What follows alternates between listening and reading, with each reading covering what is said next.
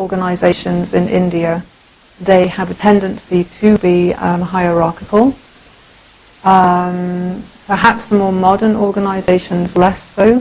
One of the ways that corporations deal with this, not just in terms of people coming from India, but in terms of putting together a multicultural, multinational workforce, is to train them to become members of a particular organizational culture. And therefore, if you're working for a relatively informal or less hierarchical organization, you develop as an employee, and if you don't become comfortable working there, then ultimately you'll move somewhere else. But the better organizations have good training in place in order to overcome these kinds of things. There are, I think, cultural tendencies in India towards a hierarchical way of doing business, but that doesn't mean that somebody can't become aware of that and then accommodate it, really.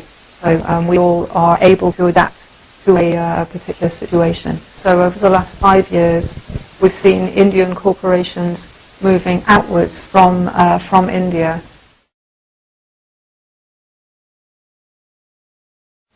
In the same way as corporations learn to deal with different definitions of hierarchy, I think that raising people's awareness of this is the way to go. And you need to train people to have an understanding that whereas somebody that comes from a low context culture like mine from the UK, we have a tendency to want to put things in writing. My first reaction would always be to send an email to someone or put something down on paper.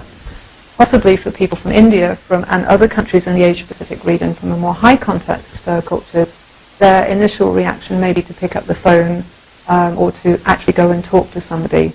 It's not the case that you have to change those cultural patterns. I think it's the case that you have to become aware that the person sitting opposite you across from the table may have different expectations, and that you negotiate some way of finding out how to